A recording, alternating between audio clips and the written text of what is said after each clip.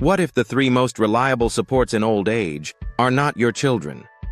Not because children don't care, but because life changes. They get busy. They move away. They build families of their own.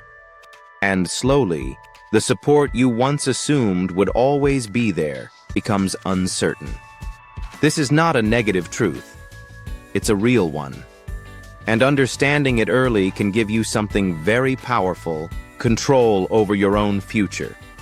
Because the people who age with dignity, independence, and peace usually don't depend on just one source of support.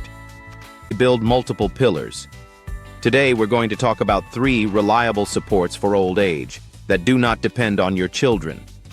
And these supports can quietly transform how you live the later years of your life. A man named Richard once believed his future was secure. He had 2 successful children, both well settled, both caring.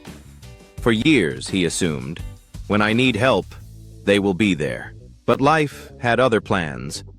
One child moved across the country. The other became busy with work and raising a family. They still loved him. They still called. But they could not be physically present when he needed daily support. Richard didn't feel abandoned. But he did feel something else, unprepared. That's when he realized something important. Support in old age must be built intentionally. Let's begin with the first and most powerful support. Support number 1, your physical and mental health. This is your foundation. Without it, every other support becomes weaker. When your health is stable, you can move freely, think clearly, make decisions, live independently.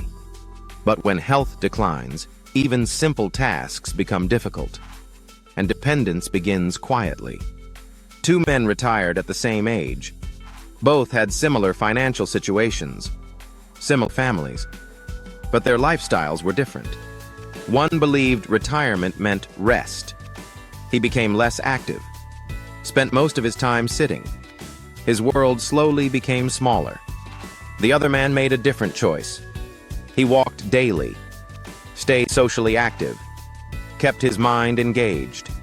Years later, their lives looked very different. One needed help with basic activities. The other still managed his life independently. Health is not just about living longer. It is about living stronger. Small habits matter.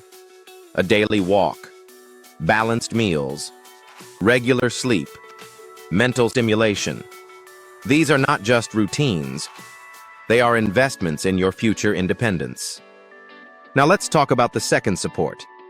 And this one is often underestimated. Support 2. Your financial independence. Money may not buy happiness, but it does buy freedom and choices. It allows you to choose where you live, access quality health care, maintain your lifestyle, avoid becoming a burden on others. A woman named Linda understood this early. She lived modestly, saved consistently, avoided unnecessary debt. When she retired, she was not wealthy, but she was secure.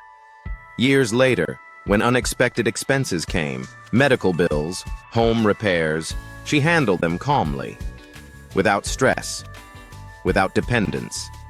Financial independence is not about luxury. It is about peace of mind. Even simple planning can make a difference. Budgeting, saving regularly, avoiding risky financial decisions. These small steps create stability, and stability creates confidence. Now we come to the third support, and this one is deeply human. Support number 3, your social circle. Not a large network, just a reliable one. Friends, neighbors, community, people you can talk to, people who notice you, people who check in. As life moves forward, social circles often shrink. Work relationships fade. People move away. And some individuals slowly become isolated. But isolation can be one of the biggest risks in old age. Not just emotionally, but physically and mentally as well. There was a man named Thomas. After retirement, he gradually withdrew from social life. Days became quiet. Weeks passed with very little conversation. His world became smaller, and so did his energy. Another man, in a similar situation, made a different choice. He joined a local walking group, attended community events, stayed in touch with friends. Nothing extraordinary, just small efforts to stay connected. Years later, his life remained active, engaged, and meaningful. Human connection is not optional. It is essential. A simple conversation can lift your mood. A regular meetup can give structure to your week. A strong social circle becomes a support system when you need it most. Now imagine your future built on these three supports: good health, financial independence, a reliable social circle. This combination creates something very valuable. Freedom. Freedom to live on your terms. Freedom to make your own choices. Freedom to age with dignity. Now imagine the opposite: poor health, financial stress, isolation.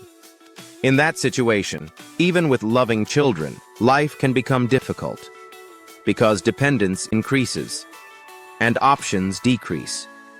This is not about avoiding family. This is about not depending only on family. Because when you build your own supports, your relationships also become healthier. You connect with your children out of love, not necessity. You maintain your dignity, your confidence, your independence. The truth is simple. Old age is not something that suddenly arrives. It is something we prepare for, slowly, over time.